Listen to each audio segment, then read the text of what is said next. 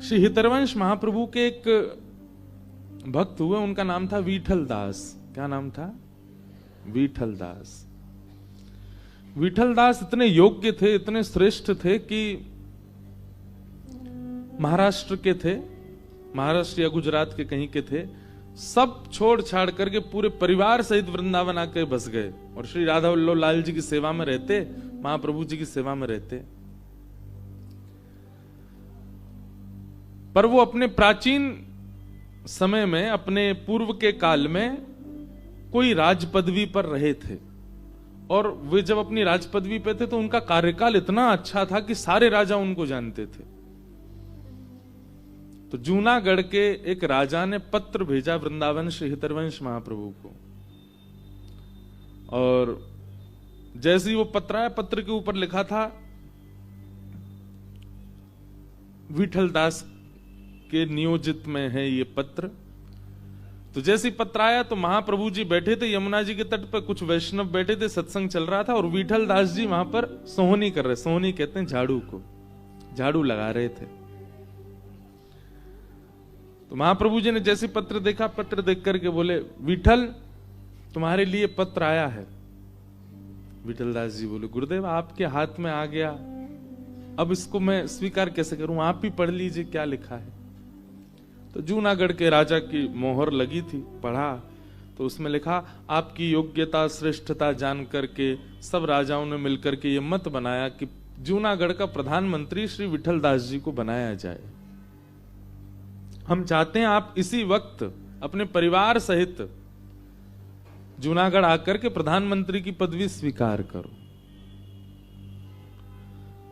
अब ये बात सुन के कौन प्रसन्न नहीं होगा, लेकिन जैसे ये बात कही गई विठल दास जी मूर्छित हो गए, वहीं मूर्छा आ गई,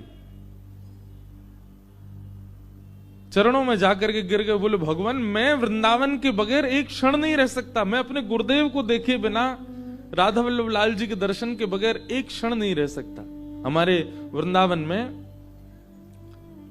भोरी सखी उनका एक पद है, ऐसो दुख दीजो हिय माहे, ऐसो दुख दीजो। ये वृंदावन है, यहाँ की रीति उल्टी है, पूरी दुनिया में सुख मांगते हैं ठाकुर जी से, वहां वृंदावन में किशोरी जी से कह रहे हैं हमें दुख दे दो। झोली फैला करके भोरी सखी, नाम सखी है पर थे वो पुरुष ही, तो भोरी सखी किशोरी जी के आगे ऐसे पसार करके कह रही हैं, ऐसो दुख दीजो हिय माहे, ऐसो दुख दीजो हिय। कैसा दुख? बिन पद कंज छटा दृग देखे, बिन पद कंज छटा देखे।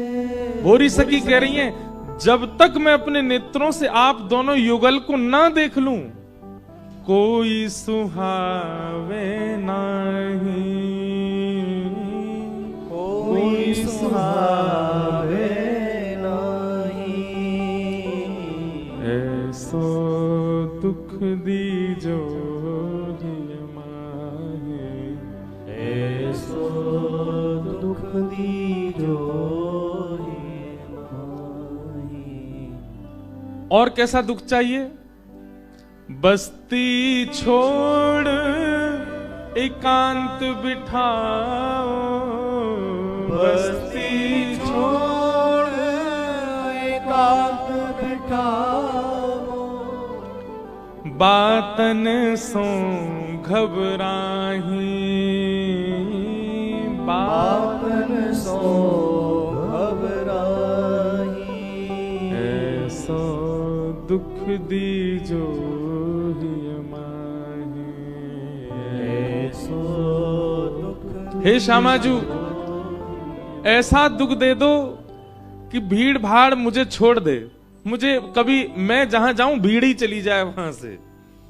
बस्ती छोड़ एकांत बिठाओ, मैं अकेले ही रहूं, कोई और आवे ना मेरे पास, मेरी श्रेष्ठता मेरी योग्यताओं से कभी कोई प्रभावित ना हो। हे श्यामाजू आप ऐसी कृपा कर दो। और बातन सो घबराही, मुझसे कोई चर्चा ना करे, बातचीत ना करे, ये संसारी व्यवहारी चर्चा मेरे बस की बात नहीं है, ये मुझसे कोई ना करो, ऐसा दुख मुझे दे दो ना। अच्छा, यहां दुख भोरी सखी जी के लिए वो दुख नहीं है, हम आप सब संसारियों के लिए ये दुख है। क्या हम जहां जा रहे हैं भीड़ चली जा रही है, ये दुख नहीं है? हमसे कोई बात नहीं करता, ये दुख नहीं है? हमें कोई भी अच्छा नहीं लगता, किसी को हम अच्छे नहीं लगते, ये दुख नहीं है? ये दुख शब्द हमारे लिए प्रयोग किया है, भोरी सखी ने अपने लिए नहीं।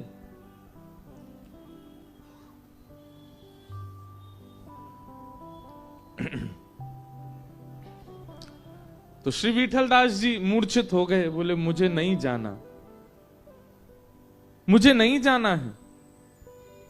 तब हितरवंश महाप्रभु ने कहा, बहुत अच्छी बात, एक बहुत अच्छा सूत्र, बोले जीवन में आने वाले कष्ट को हम ये कह करके सह लेते हैं कि प्रारब्ध है, भोगना तो पड़ेगा, तो जीवन में आने वाले सुख को क्यों त्यागते हैं? जब आने वाले कष्ट को हम भगवत इच्छा मानते हैं तो आने वाले सुख को भी भगवत इच्छा मान करके स्वीकार करना चाहिए। विठलदास,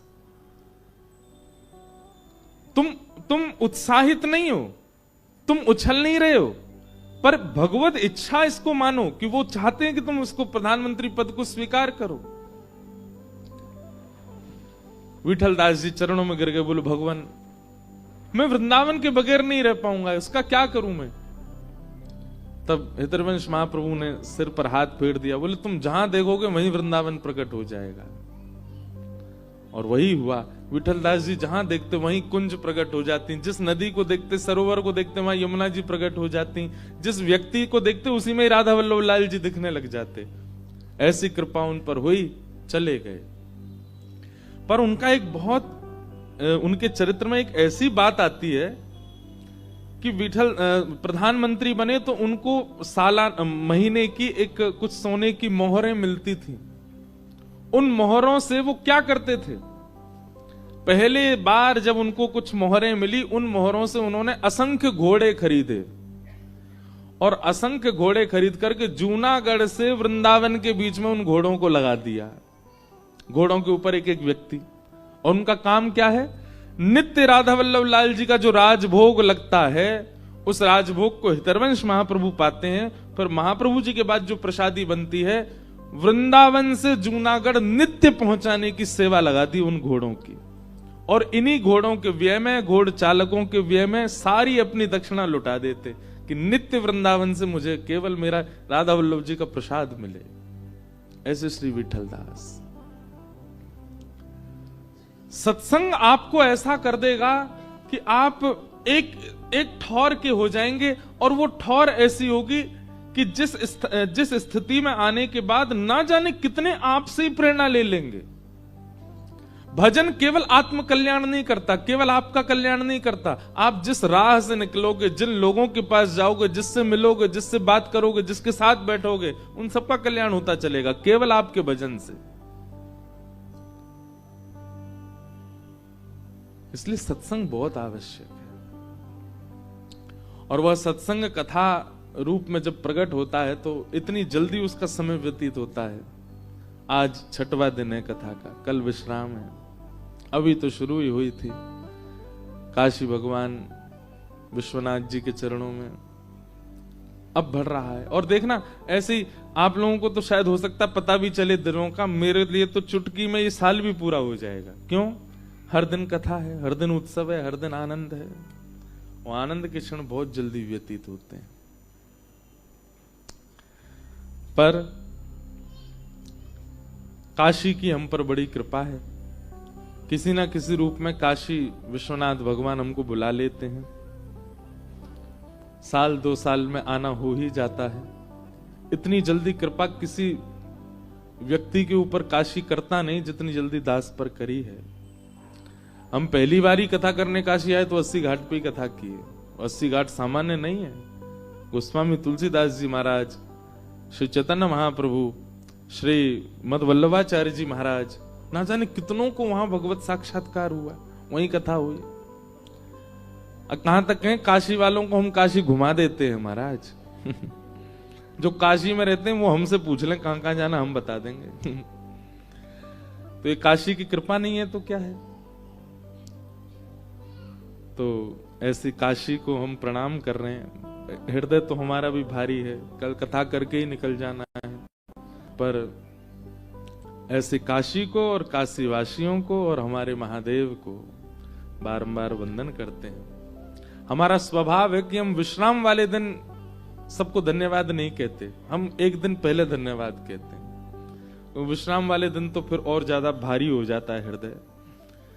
हमारे जालान जी, पूरा परिवार, जिन्होंने खूब आनंद कराए, बिल्कुल सब अपने सारे काम छोड़ छाड़ के हमारे संग ही लगे रहे। सब तरह से, चाहे कहीं जाना हो, आना हो, कथा का क्रम हो, सब व्यवस्थाओं को व्यवस्थित करने का प्रयास किया। ठाकुर जी से प्रार्थना है कि बस इस परिवार में कभी भी वैष्णव भक्तों का आवागमन बंद ना हो, सदा आते रहें और ये जीवन भर केवल और केवल वैष्णवों की सेवा में ही व्यस्त रहें और वैष्णवों की सेवा कर सके, उसके लिए इनका व्यापार इतना श्रेष्ठ हो जाए कि सब वैष्णवों की सेवा, भक्तों की सेवा, संत जनों की सेवा, कथा वक्ताओं की सेवा, कथा की सेवा, कथा श्रोताओं की सेवा, काशी की सेवा, यही सेवा इनसे बनती रहे, ऐसी हमारी प्रार्थना। और इनके आने वाले जो वंश के बालक हैं, हम जब बूढ़े हो जाएं तो वो भी हमारी कथा कराए। जैसे आप लोगों ने अपने पूज्य पिताजी महाराज के संकल्पों को अभी तक संजो के रखा। पूज्य भाई जी महाराज, जिनके वजह से कितने प्रांतों के और कितनी दिशाओं के संतों का काशी आगमन होता था। काशी व्यक्ति एक बार दर्शन करे, उसके बाद फिर वर्षों तक पूछे ना, लेकिन दूर दूर के दिशाओं के संत भी केवल भाई जी के कारण काशी आते। और वही क्रम अब भी बना है हमारे भारत में। ऐसे ऐसे महापुरुष जिनके व्यस्तता के कारण लोग उनसे मिल नहीं पाते, वह भी केवल एक परिवार के प्रेम के कारण यहां आते हैं और अपना अति व्यस्ततम समय यहां प्रदान करते हैं। बस ये बना रहे, आपके वंश में आगे भी जो बालक हैं सबके चित्त में भी यही भाव बना रहे। आप सब काशीवासी महादेव को जाके रोज हाजिरी जब भी आपकी लगे तो हमारी बात जरूर कहना कि उनको बुला लीजिए, जल्दी कथा के लिए बुलाओ। कोई ना कोई क्रम ऐसा बने कि काशी हम आते रहें और महादेव को कथा सुनाते रहें। महादेव बड़े भोले देव हैं, बड़े भीगे देव हैं। ऐसे महादेव को बारंबार प्रणाम, आप सबको प्रणाम करते हैं। आइए आज के कथा क्रम में प्रवेश करते हैं। ये वर्ष इतना बढ़िया प्रारंभ हुआ है आप लोगों का और हमारा। बस ये जो प्रारंभ के 7 दिन निकले ना, ऐसे ही पूरा वर्ष निकले आपका, ऐसा प्रयास करो। और अगले वर्ष तो हम समय कहीं दे चुके हैं प्रारंभ का, पर फिर भी प्रयास कीजिएगा कि अपने वर्ष का प्रारंभ सप्ताह या 9 दिवसीय राम कथा से ही हो। कथा से ही प्रारंभ करो और देखो उस कथा के ही सूत्रों से पूरा वर्ष व्यतीत करो। वर्ष का प्रारंभ ही सबसे श्रेष्ठ होना चाहिए कथा से। वहीं जो सूत्र मिले हैं उन्हीं सूत्रों को 365 दिन में लागू कर दो, हर वर्ष आपका मंगलमय हो जाएगा। मंगल में होने का मतलब ये बिल्कुल मत लगा लीजिएगा कि आपके जीवन में संकट नहीं आएगा। संकट तो आएगा, पर उस संकट से जूझने का आपको तरीका पता है। नाव चलानी आती है तो इसका मतलब ये थोड़ी कि बाढ़ आएगी तो नहीं चलाओगे। बाढ़ में चला सको इसलिए तो नाव चलाना सीखा है। तैरना इसलिए तो सीखा है कि कभी डूब रहे हो तो बच जाएं। कमर कमर पानी में थोड़ी तैरता है व्यक्ति। व्यक्ति वहीं तैरता है जहां पानी उसकी कद से भी ज्यादा हो। कथा क्यों सुनी जा रही है? इसलिए थोड़ी कि योग्य जीवन हो, अनुकूल जीवन हो और कथा का हम लाभ लेते रहे। नहीं, जब आपके सिर से ऊपर निकल जाए संकट, उन संकटों में भी तैर सको, इसलिए तो कथा सुनी जा रही है।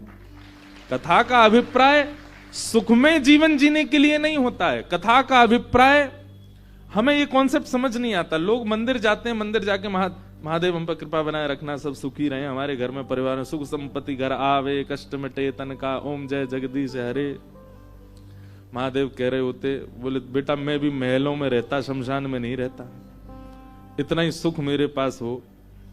गणेश जी कह रहे होते, मैं भी मर्सिडीज पे चलता, चूहा के प्राण क्यों लेता। वैसे तो चूहा, गणेश जी कैसे बैठते होंगे। ये सब द्योतक हैं। भगवान श्री कृष्ण भी कह ही देते, बोले भैया हम भी रण छोड़ करके द्वारिका नहीं भागते, जब सुखी होता संसार में। शास्त्रों में पृथ्वी का एक नाम है, दुखालयम शाश्वतम। क्या नाम है? दुखालयम शाश्वतम। आलय मतलब घर, और इस संसार का नाम क्या है? दुखालयम। ये दुख का घर है, और आप दुख के घर में चाह रहे हो कि आपको सुख मिले। आप जिसके घर में हैं वही तो मिलेगा आपको।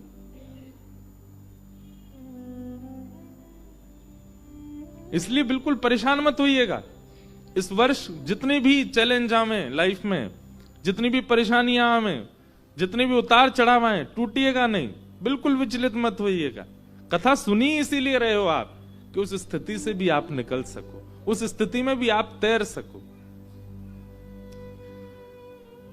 राम नाम, कृष्ण नाम, भागवत का ये जहाज है, इस पर चढ़ जाओ, कितनी भी गहरी नदी हो डूबोगे नहीं। अच्छा एक बात और, जब नदी की बात छिड़ी है, नदी का एक स्वरूप होता है। नदी में कभी भी डूब रहे हो, जो नहीं तैरना जानते वो भी सुनो। नदी में दो काम विशेष रूप से करने, एक तो मुंह नहीं खोलना है, दूसरा हाथ नहीं मारने हैं। अगर तैरना नहीं आता तो भी ये दो ही डुबाते हैं, एक तो हाथों का पैरों का मारना और मुंह का खुल जाना। इसी से ही व्यक्ति मृत्यु को प्राप्त होता है नदी में अगर गिर जाए तो। संसार एक भयंकर गहरी नदी है। कथा सुन सुन करके तैरना सीख गए हो तो कोई दिक्कत नहीं, पर अभी नए नए श्रोता बने हो, अभी तैरना इतना अच्छा आता नहीं, तो प्रारंभ में दो काम करो। संकट रूपी जैसे ही गहराई आवे, मुंह मत खोलना और हाथ मत मारना, मौन हो जाना, मुख से मौन हो जाना और हाथ पांव से शांत हो जाना। नदी कभी डुबाती नहीं है। नदी में आप स्थिर हो जाओ, कभी नहीं डूब सकते।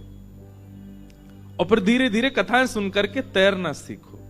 जब तक तैरना ना आवे तब तक ये दो नियम पालन करो। एक तो मुख नहीं खोलना, जीवन में कितना भी संकट आए सबसे पहले जीव को बंद करो। आप जीव से जब विचलित होते हैं, मुख से बहुत बोलने लग जाते हैं, अति जल्पिक होने लग जाते हैं, आपके संकट और बढ़ते हैं। इसलिए मौन हो जाओ। और हाथ पैर मारना, मंत्री को फोन कर, विधायक को फोन कर, इसको फोन कर, इसको फोन कर, पड़ोसी से कहना तुम हमारी रक्षा करो, कभी किसी के पास जाना, हाथ पैर मत मारो, शांत हो जाओ। गहराई कितनी भी हो आप डूबेंगे नहीं, भले ही तैरना ना आता हो, स्थिर हो जाओगे। ये दो बातें हमारी याद रखना। इस वर्ष को बहुत आनंद से जिएगा और भगवत कृपा, विश्वनाथ जी की कृपा होगी, बहुत मंगल में आप सबका वर्ष निकलेगा। हमें तो विश्वास है हमारा मंगल में ही है, क्योंकि कथा ही है, 365 दिन और कोई काम नहीं। इसलिए आप सब लोग भी खूब आनंद से रहिएगा, खूब प्रेम से रहिएगा। मुख को, जीव को और हाथ पैरों को बस थोड़ा स्थिर कर लीजिएगा, कोई दिक्कत नहीं होगी, सब आनंद होगा। नमः पार्वती पतये हर हर। सब ब्रजवासियों को लेकर के ठाकुर जी पहुंच गए गोवर्धन। चार भुजा वारे गोवर्धन नाथ प्रकट है गए। लाव ब्रजवासियों भोग, लाव ब्रजवासियों भोग। सब ब्रजवासी अपने अपने घर की सामग्री लेके जामे ठाकुर जी को पवामे। इतने में ही इंद्र को पता चला, मेरी पूजा बंद कर दी ब्रजवासियों ने, और ये गिरिराज जी की पूजा करने लगे। मेघमालाओं को आज्ञा कर दी कि इतनी वर्षा करो पूरा ब्रजमंडल डूब जाए। गड़गड़ करके काले बादलों ने आकर के ब्रजमंडल को घेर लिया। मूसलाधार वर्षा होने लगी। जैसे ही बूंद गिरी आकाश से, ब्रजवासी सब कहने लगे, हम तो पहले ही मना कर रहे लाला, या इंद्र की पूजा बंद मत करवावे, लेकिन तेने हमारी बात मानी ना। देख नाराज है को, अब सब ब्रजमंडल डूब जाएगा, कौन बचाएगा हमें। ठाकुर जी बोले, शरणागति का सबसे पहला सूत्र है विश्वास। अगर आपके अंदर विश्वास नहीं है तो आप कितनी भी जगह माथे टेक रहे हो, केवल श्रम कर रहे हो आप। विश्वास, संबंध और समर्पण, 3 बातें याद रखिएगा। चाहे गुरु के प्रति हो, चाहे ज्ञान देने वाले के प्रति हो, चाहे भगवान के प्रति हो, ये 3 बात जब तक आपके चित्त में नहीं है आप प्रणाम नहीं कर सकते। सबसे पहला विश्वास, दूसरा संबंध, ठाकुर जी से एक संबंध तो मानिए, और तीसरा समर्पण।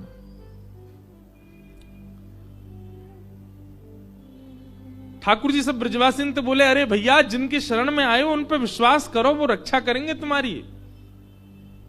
ब्रजवासी लेकिन भोले भाले बेचारे कुछ सुने नहीं, भागे इधर उधर, त्राहिमाम करके सब भागने लगे, बोले बचाओ बचाओ बचाओ, अब इंद्र हमको डुबा देगा। ब्रजवासियों के चित्त में विश्वास को प्रगाढ़ करने के लिए ठाकुर जी बोले, अब मुझे कुछ करना पड़ेगा।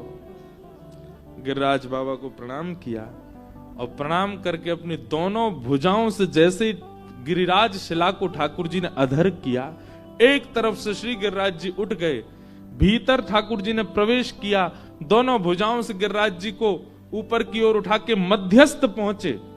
21 किलोमीटर के हैं गिरिराज जी, बिल्कुल बीच में पहुंचे ठाकुर जी, और मध्य में जाकर के अपनी बाम हस्त की कन्नी उंगली के नख पर धारण कर लिया और सब ब्रजवासियों को कह दी, भैया आ जाओ सबरे, आकर के यहां नीचे खड़े आ जाओ, मैंने छतरी खोल ली है, गिरिराज रूपी छतरी। सब ब्रजवासी देख करके आश्चर्य, 7 बरस के लाला, केवल 7 बरस के हैं ठाकुर जी, और 7 कोस लंबे चौड़े गिरिराज पर्वत को अपने बाम हस्त की इकन्नी उंगली के नख पे धारण किया है ठाकुर जी ने। नख पे धार लियो गिरिराज नाम, गिरधारी पायो है, गिरधारी पायो है नाम, गिरधारी पायो है। नख पे धार लियो गिरिराज नाम, गिरधारी पायो है। सब ब्रजवासी ने जैसी देखी लाला ने गिरिराज जी उठाए लिए, सब दौड़ करके गए और सब जाकर के एक शिला पे ठाकुर जी खड़े हैं, चारों ओर लाखों ब्रजवासी, 84 कोस के एक एक ब्रजवासी आया था गोवर्धन पूजा में, लाखों ब्रजवासी थे।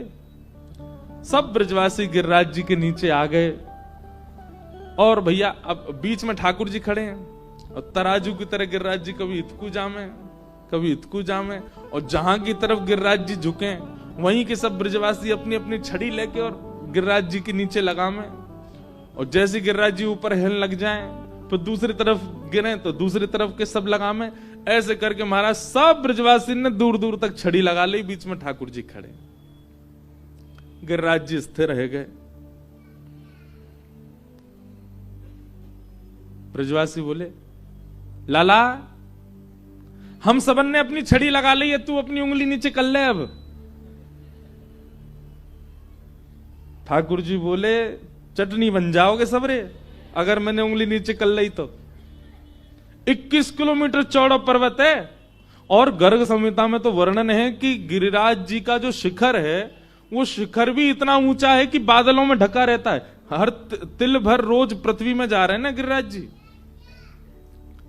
तिल भर रोज पृथ्वी के भीतर प्रवेश कर रहे हैं।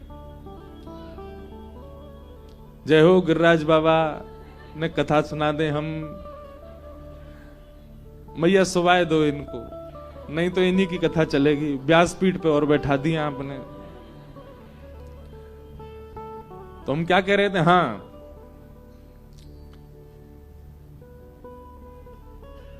चटनी बन जाओगे सबरे।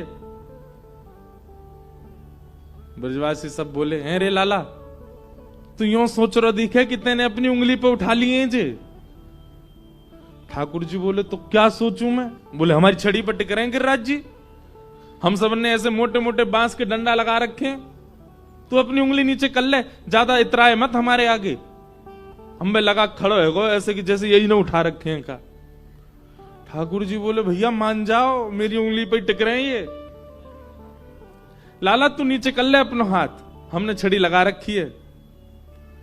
ठाकुर जी बोले ठीक है तो फिर संभालो भैया गिरिराज जी, मैं हटा रहा हूं अपना हाथ। बोले हाँ हटा ले। जैसे ठाकुर जी ने नेक उंगली नीचे करी, महाराज गड़गड़ करके गिरिराज जी नीचे आने लगे। सबन की छड़ी चट चट चट चट, सब की छड़ियां टूट गई दूर दूर तक, सब ब्रजवासी नीचे झुक गए। लाला बचा बचा बचा। ठाकुर जी ने फिर से उंगली लगाई और फिर से गिरिराज जी धारण है गए। अब तो दूर दूर तक एक भी छड़ी नहीं है। अब सब ब्रजवासी अपनी टूटी हुई छड़ी ने देखें और फिर लालाए देखें। लाला जी सांची में तेरी उंगली पे ही टिक रहे हैं। ठाकुर जी बोले हम बे मेरी उंगली पे टिक रहे हैं। लाला जी इतनो भारी, इतनो बड़ो, इतनो विशाल गिरिराज पर्वत नेक से हमारो लाला बाकी नेक सी उंगलिया पे कैसे आगो? ठाकुर जी बोले हम जय जय हैं। कौन है? हम जय जय हैं। चलो सबरे प्रणाम करो चरणन में, हम जय जय हैं, भगवान हैं। बचपन ते देखो हम सब काम बताते आए, सवंत कहते आए कि हम जय जय, कोई ना नहीं मानी। देखो मैंने गिरिराज जी उठा लिए, मैं जय जय हूं। ब्रजवासी सब बोले अरे लाला ऐसा कहा काम किए जो तू जय जय? ठाकुर जी खड़े खड़े बोलने पूतना मारी, अघासुर मारो, धेनुकासुर मारो, कालिया नाग मारो, सबरे राक्षस मैंने मारे, और आज देखो इतना बड़ा गिरिराज पर्वत उठा लियो। जी कोई मानव कर सके? ब्रजवासी बोले लाला बस बस बस बस, ज्यादा मत बोले, मारी तेने पूतना। लाला ये तेरो बल ना है कि तेने पूतना मारी। ठाकुर जी बोले तो फिर कैसे मर गई वो? बोले ये तो हमारे ब्रजमंडल को स्वभाव है कि यहां अगर बिना पुण्य किए व्यक्ति आवेगो, बिना पुण्य यदि किए आवेगो तो ब्रज के प्रभाव से धीमे धीमे धीमे मृत्यु को प्राप्त है जाएगो। यहां आवे के काजे बहुत पुण्य होने चाहिए। राक्षसन ने पुण्य किए नहीं और ब्रजमंडल में घुस जाएं, और जैसे ही घुसे तो नेकाद उनके जो पुण्य वो कम होने लगे, और जैसे ही उनके सबरे पुण्य खत्म हो में वही समय वो तेरे पास आ जाएं, और वह समय उनकी मृत्यु होनी हो। जैसे ही मरे मरे मरा, इनमें हाथ मार के होके मैंने मारे। ठाकुर जी बोले इतना दिमाग या बात में लगा रहे हो कि उनके पुण्य नहीं है, और यूं नहीं मानोगे सीधे सीधे कि मैं भगवान हूं। ब्रजवासी बोले लाला तू जो कहेगो सब मानवे को तैयार है, पर जे ना मानेंगे कि तू भगवान है। ओ यशोदा मैया, यशोदा मैया आई, भैया ये तेरो लाला गैया चरावे जावे? हाँ मही कोई बाबा ते टोना टोटका सीखे आयो है पर्वत उठावे को। ये सब बातें कहने से क्या समझ में आया कि ठाकुर जी चाहे चतुर्भुज रूप धारण कर लें, ब्रजवासी तब भी नहीं मानेंगे कि हे भगवान। क्यों? प्रेम, प्रेम की वो अवस्था। ब्रजवासियों को ये घबराहट होती है कि अगर हमने कह दी कि लाला भगवान है तो भगवान तो सबको होवे, और जो सबको है वो हमारो कैसे रहेगा? इसलिए ब्रजवासी इस बात को अस्वीकार करते हैं कि ठाकुर जी भगवान है। नहीं, लाला तो केवल हमारो है, भगवान होगा तो सबको है जाएगा। इसलिए कोई ब्रजवासी मानता नहीं कि ठाकुर जी परमात्मा। नहीं तो आप सत्य, मैं कभी कभी ना बहुत सोचता हूं कि बहुत अच्छा हुआ कि गिरिराज लीला में मैं और आप नहीं थे, क्योंकि हम लोग बुद्धि से सोचते हैं, हम लोग बहुत चतुर हैं, हम लोग चतुराई से विचार करते हैं, हम लोगों में प्रेम नहीं है, हम लोग कभी स्वीकार नहीं करते, हम तो मान ही लेते कि ये परमात्मा है। पर ब्रजवासी ने नहीं माना।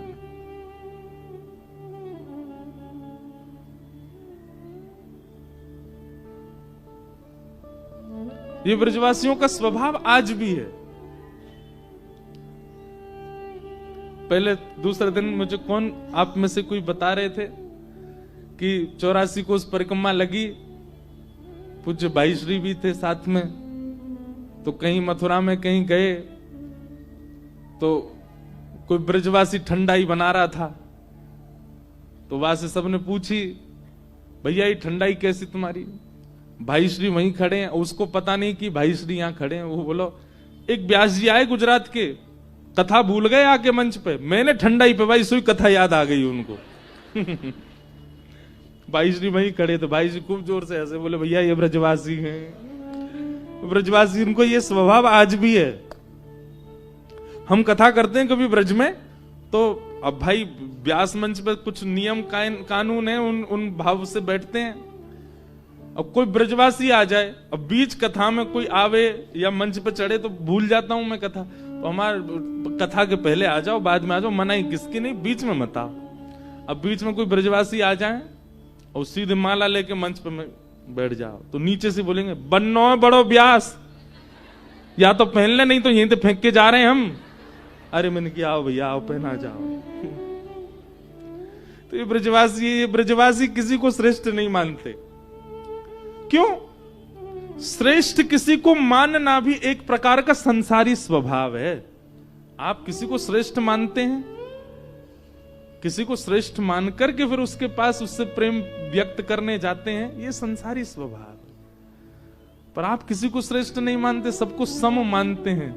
ये एक प्रकार का भक्ति स्वभाव भी है, प्रेम स्वभाव भी है। इसलिए हमारे ब्रजवासी कई बार कईयों को भाते नहीं। अरे बर महाराज अल्हड़पने से बोलते हैं, ऐसा बोलते हैं, पर आप ये भी तो सोचो, जब उनने भगवान नहीं छोड़े तो हमको कैसे छोड़ेंगे? जिन ब्रजवासियों ने ठाकुर जी नहीं छोड़े वो आपको छोड़ेंगे? ठाकुर जी गिरिराज जी धारण करके खड़े हैं, 21 किलोमीटर चौड़े गिरिराज जी, और यहां पे अभी यही डिस्कशन चल रहा है कि लाला ने गिरिराज जी उठाए कैसे। परमात्मा तो नहीं है ये। मधुमंगल सीतामा बोले हमारे मुंह पे लगी कढ़ी चाट जाए, ये भगवान है?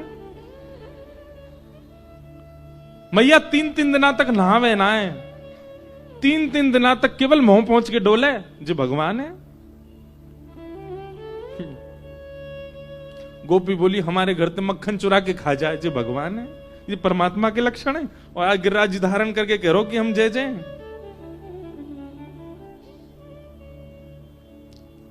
ठाकुर जी के नेत्र सजल हो गए कि व्यक्ति अपना प्रभाव प्रकट करता है तो सामने वाला उसके प्रभाव से आसक्त होके उसके चरणों में गिरने तक तैयार हो जाता है। पर मैं यहां कितने प्रभाव प्रकट कर चुका हूं, ये ब्रजवासी मानते ही नहीं है कि मैं परमात्मा।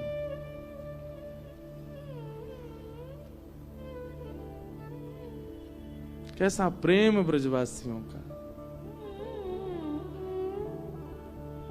इसलिए ठाकुर जी गिरिराज उत्सव के बाद एक सौगंधी शिला है हमारे ब्रज में, वहां जाकर के कहते हैं 33 कोटि देवताओं को साक्षी मान करके, पूरे ब्रह्मांड को साक्षी मान करके मैं कहता हूं, ब्रजवासी वल्लभ सदा मेरे जीवन प्राण, इनको नाही बिसारी हो मोह नंद बाबा की याद। मुझे नंद बाबा की सौगंध है कि मैं ब्रजवासियों को कभी नहीं बिसार सकता। ये स्वरूप कौन है बताओ? श्री जगन्नाथ जी। ऐसा स्वरूप क्यों है इनका? इनके हाथ कहां हैं? इनके चरण कहां हैं? इनका मुखमंडल कहां है? जिन ठाकुर जी का बरहा पीड़म नटवर वपुः कर्णयो कर्णकारम,